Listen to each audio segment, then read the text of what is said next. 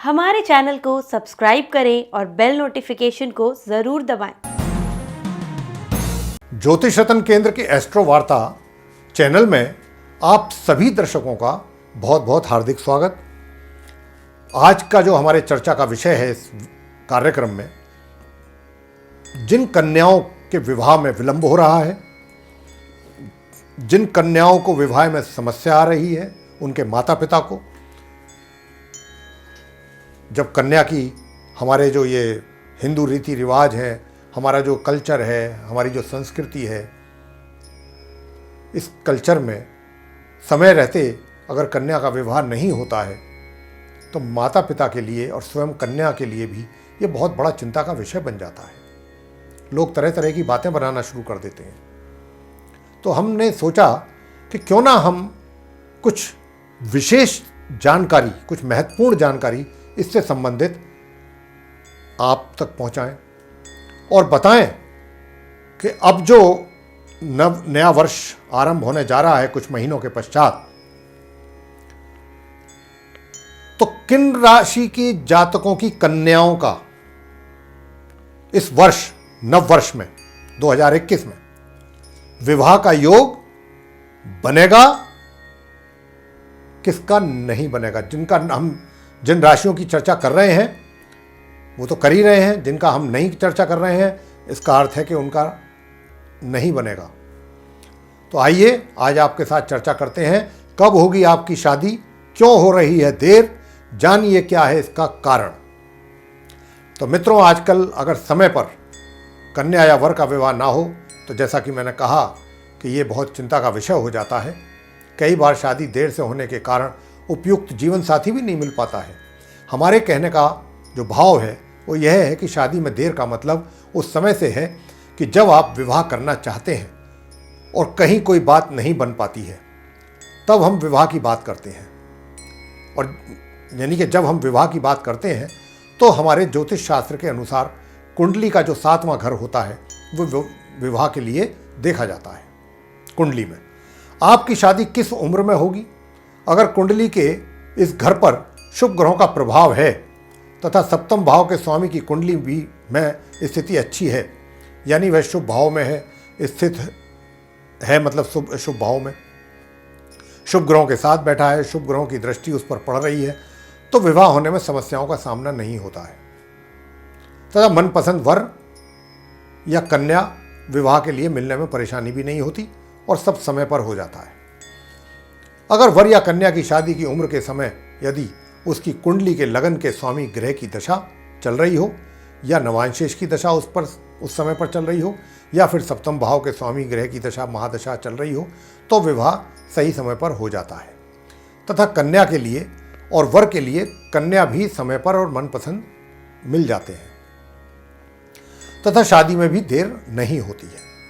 वर की कुंडली में राहु और शुक्र विवाह के कारक माने गए हैं तथा कन्या की कुंडली में गुरु बृहस्पति को विवाह का कारक माना गया है। साथ ही एक और बहुत महत्वपूर्ण जानकारी भी आपको देना चाहते हैं कि अभी जैसा कि हमने आपको बताया कि कुंडली के ग्रहों की स्थिति के विषय में, लेकिन इन सब के होने के साथ साथ गोचर में भी ग्रहों की स्थिति अनुकूल होनी बहुत आवश्यक है, तभी विवाह संपन्न होगा। अगर गोचर या कुंडली दोनों में से कोई एक जगह भी ग्रहों की स्थिति अनुकूल नहीं है तो विवाह संपन्न नहीं हो पाएगा। इसके अतिरिक्त यह भी कुंडली के ग्रहों की स्थिति को देखकर बताया जा सकता है कि वर या कन्या की कुंडली में विवाह माता पिता के व्यवसाय के आधार पर होगा, मतलब क्षमा करें, व्यवस्था के आधार पर होगा। यानी कि कहने का भाव यह है कि माता पिता, जिसको हम अंग्रेजी में अरेंज मैरिज कह देते हैं, कि अरेंज मैरिज होगी या फिर लव मैरिज होगी। लेकिन जैसा कि अभी हमने आपको बताया कि समय पर विवाह कब और कैसे होता है, अब हम आपको बताएंगे कि विवाह में देरी के क्या ज्योतिषीय कारण होते हैं। यदि 7वें घर में अशुभ ग्रह स्थित हों या सप्तम भाव के स्वामी पर अशुभ ग्रहों का प्रभाव हो तो विवाह में विलंब होगा। विवाह में विलंब के कुछ अन्य महत्वपूर्ण कारण भी हैं। कुंडली में अग्नि या वायु तत्व की मात्रा ज़्यादा होने पर, चंद्रमा शुक्र या बृहस्पति की स्थिति कमजोर होने पर, मंगल दोष या ग्रहण दोष होने के कारण, कुंडली के सप्तम भाव या सप्तमेश की स्थिति खराब या कमजोर होने के कारण, यदि जन्म के समय में श्रवण नक्षत्र हो तथा कुंडली में कहीं भी मंगल एवं शनि का योग हो तो शादी तय होकर भी टूट जाती है। अब हम आपको बताएंगे कि 20 नवंबर 2020 से लेकर 20 नवंबर 2021 के बीच किन किन राशि की कन्याओं का कब कब बनेगा गोचर में योग विवाह का। अगर आप संपूर्ण जानकारी चाहते हैं देखिए मित्रों, तो आप हमारे दिए गए नंबरों पर भी हमें संपर्क कर सकते हैं। हमें अपनी या अपनी पुत्री की जन्म पत्रिका या पुत्र की जन्म पत्रिका का विश्लेषण आके करवा सके सटीक जानकारी प्राप्त कर सकते हैं कि विवाह कब संपन्न होगा। तो आइए जानते हैं कि किन किन राशियों की कन्याओं का कब कब विवाह का योग बन रहा है। मेष राशि। मेष राशि की कन्याओं का वैवाहिक योग 6 अप्रैल 2021 से 15 सितंबर 2021 के बीच बनेगा। उसके पश्चात दोबारा 20 नवंबर 2021 से विवाह का योग बनेगा। कर्क राशि। कर्क राशि की कन्याओं का विवाह का योग 20 नवंबर 2020 से 5 अप्रैल 2021 तक और दोबारा 15 सितंबर 2021 से 20 नवंबर 2021 के बीच भी विवाह का योग बनेगा। सिंह राशि। सिंह राशि की कन्याओं के विवाह का योग 6 अप्रैल 2021 से 15 सितंबर 2021 के बीच बनेगा और दोबारा 20 नवंबर 2021 से फिर विवाह का योग बनेगा। वृश्चिक राशि। वृश्चिक राशि की कन्याओं के विवाह का जो योग है 20 नवंबर 2020 से 6 अप्रैल 2021 के बीच बनेगा तथा एक बार दोबारा फिर 15 सितंबर 2021 से 20 नवंबर 2021 के बीच विवाह का योग बनेगा। धनु राशि। धनु राशि की कन्याओं के विवाह का योग 6 अप्रैल 2021 से 15 सितंबर 2021 के बीच और दोबारा फिर 20 नवंबर 2021 से विवाह का योग बनेगा। मकर राशि। मकर राशि की कन्याओं के विवाह का योग 20 नवंबर 2020 से 6 अप्रैल 2021 के बीच बनेगा तथा दोबारा 15 सितंबर 2021 से फिर बनेगा विवाह का योग, जो कि 19 नवंबर 2021 तक बना रहेगा। कुंभ राशि। कुंभ राशि की कन्याओं के विवाह का योग 6 अप्रैल 2021 से 15 सितंबर 2021 के बीच बनेगा और फिर दोबारा 20 नवंबर 2021 से एक बार फिर उनके विवाह का योग बनेगा। मीन राशि। मीन राशि की कन्याओं के विवाह का योग 20 नवंबर 2020 से 6 अप्रैल 2021 के बीच रहेगा और एक बार दोबारा फिर 15 सितंबर 2021 से 20 नवंबर 2021 के बीच ये विवाह का योग बनेगा। तो ये तो था जिन राशि की कन्याओं का विवाह का योग बनेगा, कब कब बनेगा, किस अवधि में बनेगा, कब से कब तक बनेगा, इसकी चर्चा। जिन जिन राशि की कन्याओं के वैवाहिक योग के समय आपको बताए गए हैं और उस समय अवधि में आपके द्वारा प्रयास किए जाते हैं तो अवश्य ही आप सफल होंगे। तो जिन जिन राशियों की कन्याओं के विवाह योग के समय आपको मतलब वैवाहिक योग के जो समय बताए गए हैं जिन जिन राशियों के जातकों को, कन्याओं को, कि कब कब उनका विवाह का योग बन रहा है, सब पूरा डिटेल में आपके साथ चर्चा हुई है। अगर उस समय अवधि में आपके द्वारा प्रयास किए जाएंगे तो अवश्य ही आपको सफलता मिलेगी।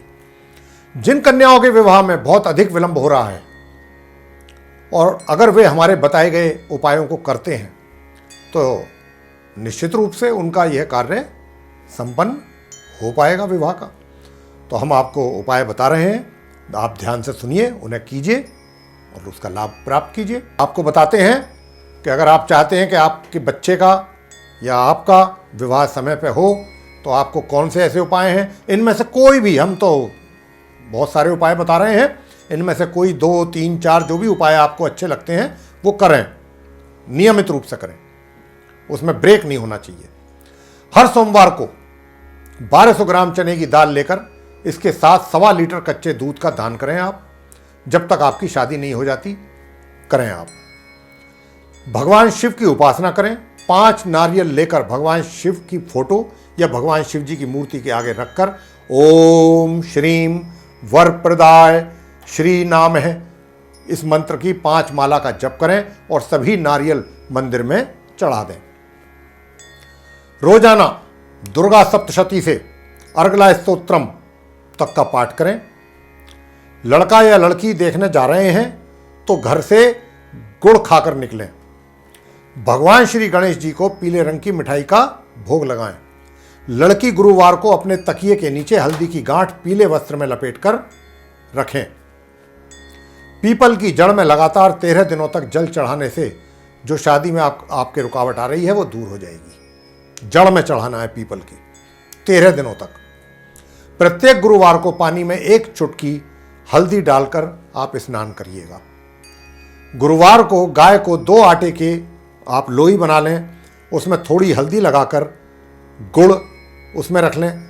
चने की जो गीली दाल होगी रात को भिगो दें, सुबह को चने की गीली दाल उसके साथ गाय को खिलाएं। उसी में ही गुड़, उसी में ही चने की दाल रख दें और थोड़ी हल्दी उसके ऊपर लगा दें, ऐसे हाथ गीले करके, और फिर गाय को खिलाएं। गुरुवार को केले के वृक्ष के समक्ष गुरु के 108 नामों के उच्चारण के साथ शुद्ध घी का दीपक जलाकर आपको जल अर्पित करना है। जब घर वाले शादी की बात करने जा रहे हों तो कन्या को खुले बाल रखने चाहिए उस समय, और लाल वस्त्र धारण करने चाहिए, और मिष्ठान खिलाकर घर वालों को बातचीत के लिए विदा करना चाहिए। और यदि मांगलिक हैं तो हर मंगलवार को चंडिका स्तोत्र का पाठ करने से लाभ होता है। शनिवार के दिन सुंदरकांड का पाठ करेंगे तो शादी जल्द होगी। प्रत्येक मंगलवार को हनुमान मंदिर में जाकर सरसों के तेल का दीपक जलाएं तथा मूर्ति पर सिंदूर लगाएं, या ये जो है लड़कों को ही करना है। हनुमान जी वाला जो उपाय बताया है ये कन्याओं को नहीं करना है। कन्या प्रत्येक मंगलवार श्री मंगल चंडिका स्तोत्र का पाठ कर सकती हैं तथा लाल मूंगे की माला से ये पाठ करें, लाल मूंगे की माला से, क्षमा कीजिए, मंत्र का आपने जाप करना है। ओम ह्रीम श्री कली सर्व पूज्य देवी मंगल चंडिके हूँ फट स्वाहा, ये है मंत्र। दोबारा से बता देते हैं। ओम ह्रीम श्री क्ली सर्व पूज्य देवी मंगल चंडिके हूँ फट स्वाहा, ये है। इसको आपने लाल मूंगे की माला से करना है प्रत्येक मंगलवार, और श्री मंगल चंडिका स्तोत्र का पाठ साथ में करना है। जब भी कन्या या वर को मिलवाया जाए तो उन्हें दक्षिण दिशा में बिठाया जाए। 108 बेल पत्र लें और उन सभी पर सफ़ेद चंदन से राम लिखें या ओम नमः शिवाय लिखें, और गुरुवार के दिन 1-1 बेलपत्र शिवलिंग पर चढ़ाते जाएं और हर बार ओम नमः शिवाय बोलते जाएं। यह प्रक्रिया कम से कम 3 गुरुवार आपने लगातार करनी है अवश्य। तो ये जितने उपाय हमने आपको बताए हैं इनमें से कोई भी आप उपाय करते हैं तो निश्चित रूप से आपके कार्य संपन्न होगा विवाह का। और ये प्रोग्राम आज इसी को लेकर के था, और प्रोग्राम पसंद आया तो आप इसको लाइक करें, शेयर करें तथा चैनल को सब्सक्राइब करना ना भूलें। साथ ही जो हमारा बेल आइकन है उसको अवश्य दबाएं ताकि आने वाले दिनों में जो भी हमारे नए कार्यक्रमों के वीडियोज़ हैं वो भी आप तक आसानी से पहुंच सकें और उनका भी आप समय अनुसार लाभ प्राप्त कर सकें। इसी के साथ बहुत बहुत धन्यवाद। जय माता दी।